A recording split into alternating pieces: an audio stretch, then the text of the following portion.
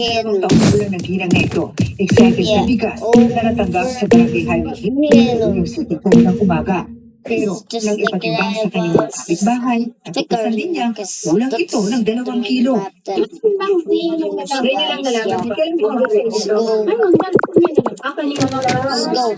Hindi kayo nagduda na kulang. Hindi naman namin iniisip na mga kulang yan. Hindi na gusto ng kapwa niya senior citizen ang nangyari.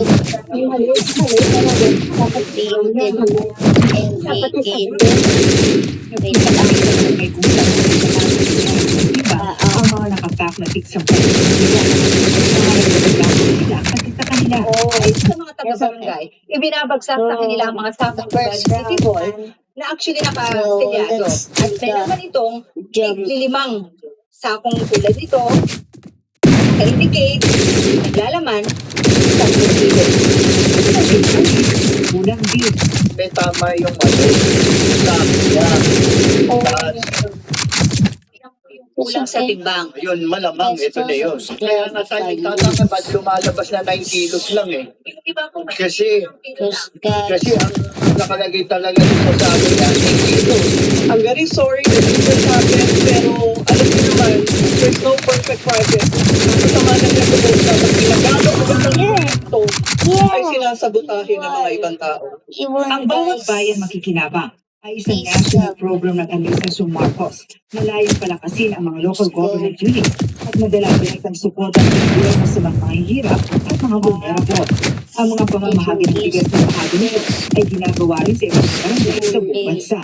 Katunayan, mismo si First Lady Nancy Araneta Marcos ang bigas sa barangay sa Mandaluyong Bay. Kaya nagsalita na ang palagi sa issue. hindi po. Ano ang dapat na ibigay sa taong bayan? Dapat na ibigay.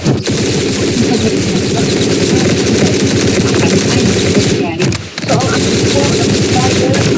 ang ako ay papalitan ng buo na 10 kilos ang sako na nakakuha ng 8 kilos. Bibigyan ng additional na 10 kilos na bigas. At hindi na babawin ang una na ibigay na mga 8 kilos na. Sabi naman ng City Hall na buyer. Base sa kanilang investigasyon, 99,500 sakos na kubasan. Ang sinisisi mo na ng supply ng bigas ay pahinante. Umamin yung isa sa driver sa pahinante. Talagang tinanggal niya na yung driver sa pahinante. And then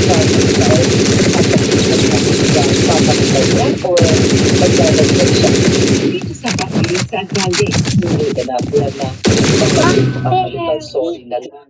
Kailangan pa managot. Kasi hindi ko pwede kami lang lahat ang sasagot. listed mo yun ang sabing supplier sa City Hall na hindi namin makuha ng panig dahil hindi pinangalan ng City Hall. Ang SPO ay desisyon na i-blacklist ang supplier. Ano ang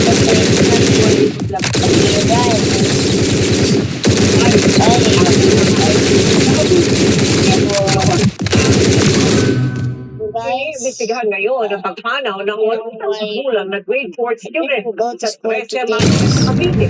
Kinala kasi ng pamilya. May kinalaman ito sa pagpulga sa bata at pagkakamasan. Kaya plano nilang magtakpan ng reklamo.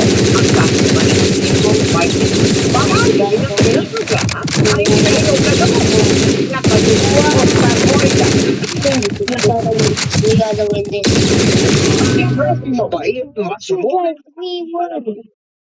Yan, umanong nakuha sa kanyang magulang ang alaala ng grade 4 student na si Rex na magsasam na taong gulang na sana sa susunod na linggo. Subalit, pumanaw siya nitong July 3. Kwento ng kanyang mga magulang, nagsimula ang suma ang pakiramdam ni Rex. Makangano mo ng painumin ng pampurga sa kanilang paaralan sa 13 Martires sa Cavite. 11:30. Yeah. Sabi niya sa akin, Mama, half-day ako. Bakit ba't ka mag-half-day? Sabi niya, susuka ako kasi uminom daw siya ng, pinainom siya kami ng pampaborga. Sabi ko, kailan? Sabi niya, pagkatapos na mama na recess, natulog siya dyan. Kaya naglalaba ako dyan, tinitingnan ko siya. Mula yung dito niya pa. Pag ganun ko, kasi nalaglag. Sinaya ko lang ako, nagsusuka na siya. Pinain ko na siya ng mga ano hanggang gabi, nagsuka na siya. Tapos konting ano lang, magsusuka na siya. Tapos pinainan ko siya ng paracetamol. Wala, sinuka din niya. Dinala siya sa klinik kinabukasan, pero inilipat sa ospital matapos makita ng doktor ang kanyang kalagayan. Pagdating po doon, sunod na, yung teacher na, hindi na namin na ano, sunod-sunod na talaga. Agad sa 50-50 na siya. Hindi ka na siya sa ano, yung ano na puso niya. Ayun, patay na po siya. Yung pagkagabi na, tigilan na po ng doktor.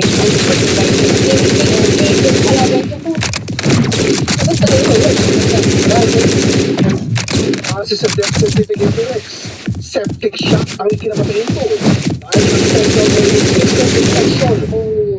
Walang ibang nakikitang dahilan ng mga magulang ni Rex, kundi ang anilang pampulgang ipinainom sa kanilang anak.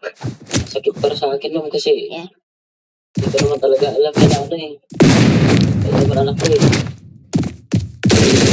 Kung alam ko lang po, eh, makakainom kasi sobrang usog yan.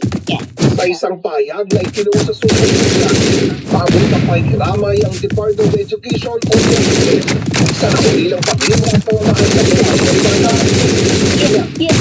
Dahil ang kanilang mga usahan sa eskwelahan sa mga pulis para sa ikare-resolba ng insidente. Anila, ang ipinainom na gamot at pulga bahagi ng kanilang programa. Normally kapag magsisimula na yung feeding program, yung deworming, pag nag-feeding tayo, kailangan malinis po sa mga wards. Sa ilalim ng programa, ng mga guro na mag-administer ng pamburga sa ilalim ng gabay ng mga school health personnel. Treatment-oriented po sila and then binabantayan po sila of these adverse events following the worming. Kaya po nakuha po natin agad report of several cases of adverse events following the worming at nakapag-respond din naman po yung mga health personnel. May sa ilan sa mga nakainom nito, pero di naman daw humantong sa pagkamatay. Yung report sa amin, ito yung nakaranas ng adverse effect or side effect nitong deworming. Pero after, okay na sila naman sila ng kanilang magulang. At nandito ka, Bago pa inom yung gamot.